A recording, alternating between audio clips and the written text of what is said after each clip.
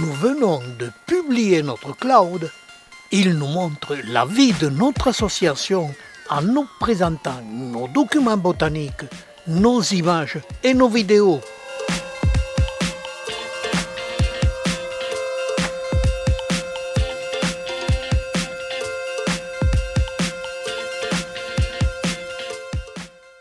Si la vidéo précédente sur le greffage, où je présentais la méthode et les résultats obtenus, même s'ils n'étaient pas exceptionnels, ils nous ont appris et certifiés en nous montrant comment les conophytomes, lithops et autres ophtalmophilons se développent.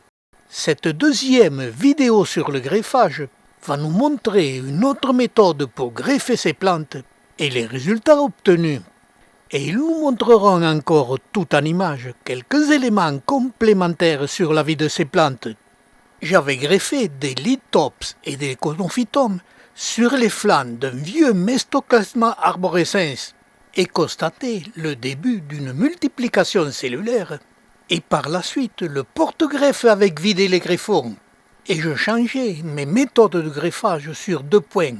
En premier, je greffais sur un jeune Mestoclasma arborescens. Deuxième point, je greffais ces plantules et les parties de feuilles très tôt au mois de janvier, en utilisant des jeunes semis ou des parties de feuilles nouvelles prélevées sur des vieux sujets, que ce soit des lithops ou des conophytomes. La plupart des greffages ont réussi, et je voyais apparaître les premières multiplications cellulaires.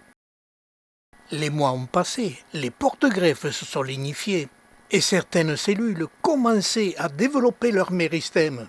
Je commençais à penser que les cellules des feuilles des conophytomes et des lithops avaient les éléments biologiques pour pouvoir reproduire un méristème, car je prenais comme exemple dans la famille des cactacées. Seules les plantes à mamelons sont capables de reproduire la multiplication cellulaire.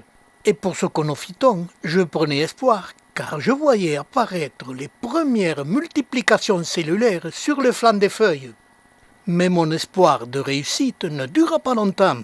Ces cellules qui pratiquaient la multiplication cellulaire n'étaient pas celles du greffon, mais celles du porte-greffe. Je continuais mes observations en supprimant systématiquement, dès qu'elles étaient identifiables, les multiplications cellulaires du porte-greffe.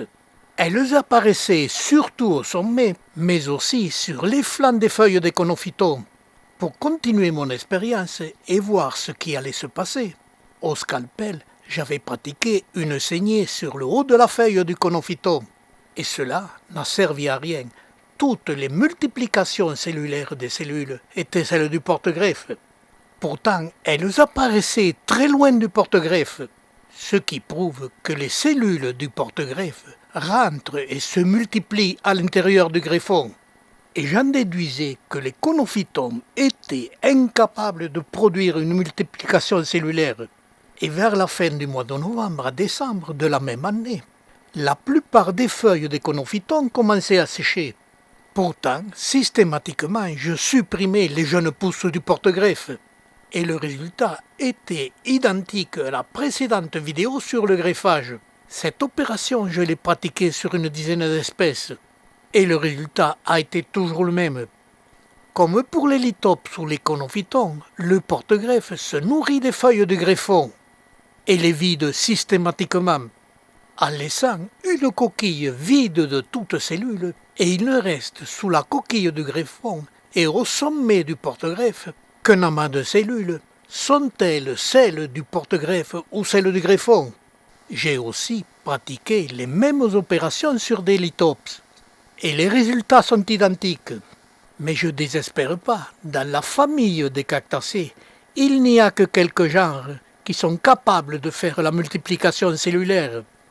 Mais dans la famille des Mesembryanthemacées, je n'ai pas encore exploré le greffage du semis.